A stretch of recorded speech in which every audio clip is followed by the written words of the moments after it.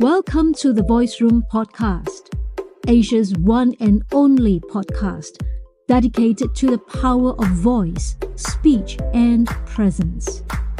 Whether you are listening in Singapore or from other parts of the world, we are so glad that you're here.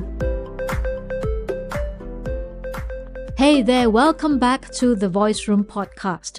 My name is Carina and I'm your host. Today, we are diving deep into how you can use your voice, your actual vocal tone, pacing, and delivery to resolve conflict more effectively.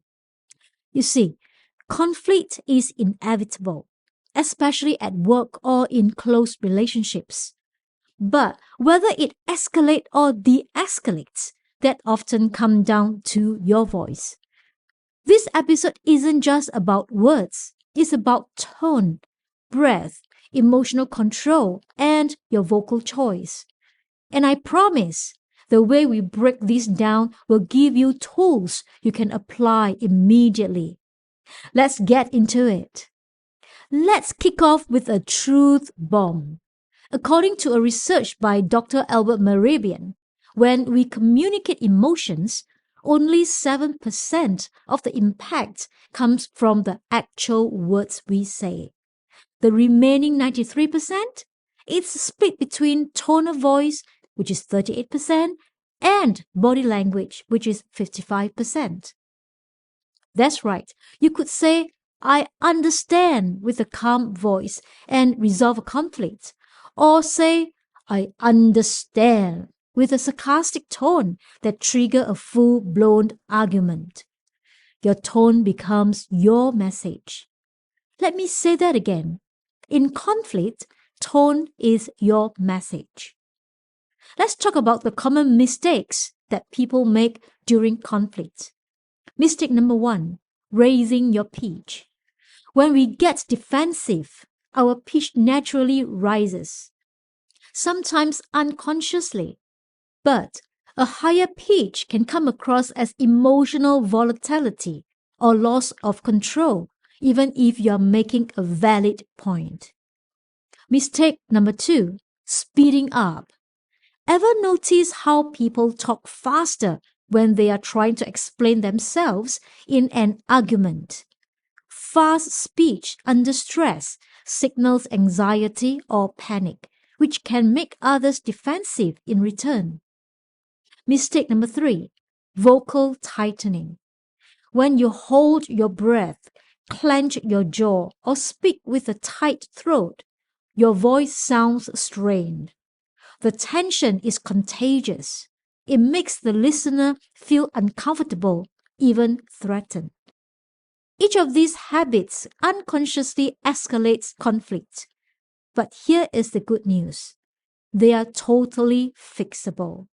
Let's shift gears now to talk about what to do. Here are some tools that you can use. Tool number 1, breathe before you speak. This sounds basic, but it's crucial. Pausing to breathe signals control, and it gives your voice support and steadiness. A calm breath slows your heart rate and helps regulate tone. Try this. When someone says something triggering, count silently, 1, 2, before responding. You will immediately reduce the emotional charge in your voice. Tool number 2, use a mid-range, grounded tone. Your most persuasive, non-threatening voice sits in your chest register, not your high nasal range.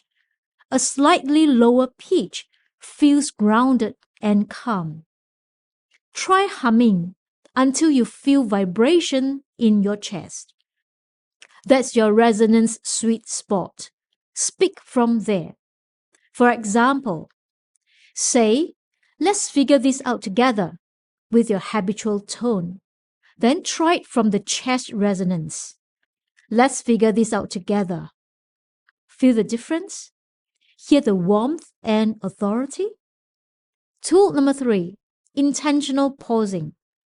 In high emotion moments, silence can be powerful. It gives space for both people to process. Try pausing after the other person speaks. Don't rush in. Then respond with intention. For example, instead of, "That's not what I meant," try, "Breathe. I can see how that came across, and that wasn't my intention." Tool number 4, the mirror tone strategy. This is subtle, but good. If the other person is agitated, don't try to overpower them vocally. Instead, mirror the energy with calm volume and slow pacing. This contrast deactivates escalation. It is like offering them an emotional soft landing. Tool number 5, the softness. These are phrases that signal collaboration instead of conflict. For example, "Help me understand." "Let's pause for a moment." "What I'm hearing is." "Can I offer a different perspective?"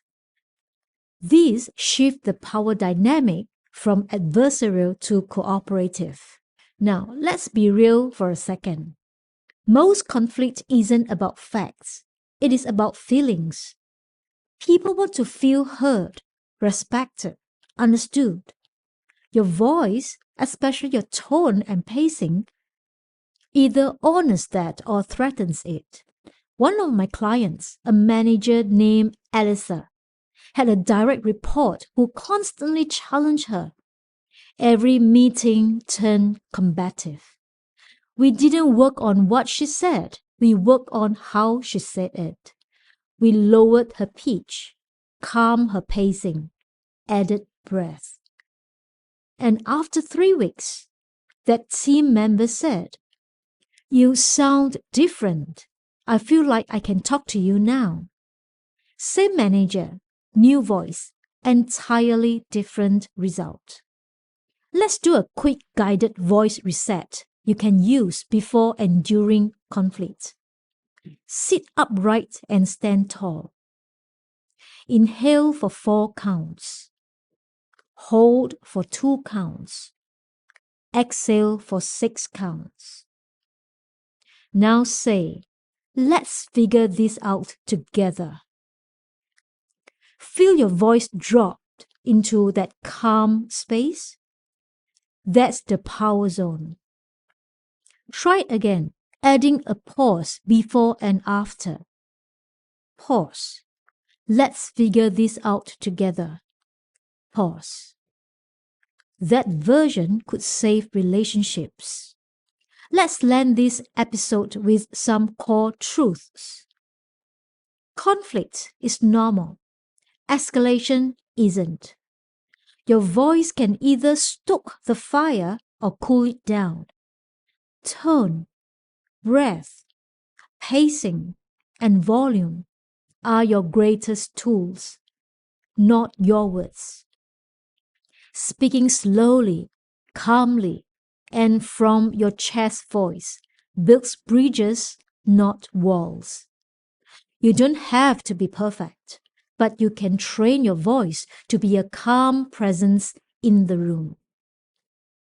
Thank you once again for joining me today on the Voice Room podcast. If this episode gave you new insight, clarity, or tools, please do me a favor. Share this episode with someone navigating a tough conversation. Subscribe to the show. Leave a comment. I would love to know what resonated with you. And don't forget to follow me on Instagram at The Voice Room for more voice and communication tips. Once again, my name is Carina Tien and I can't wait to see you in the next episode.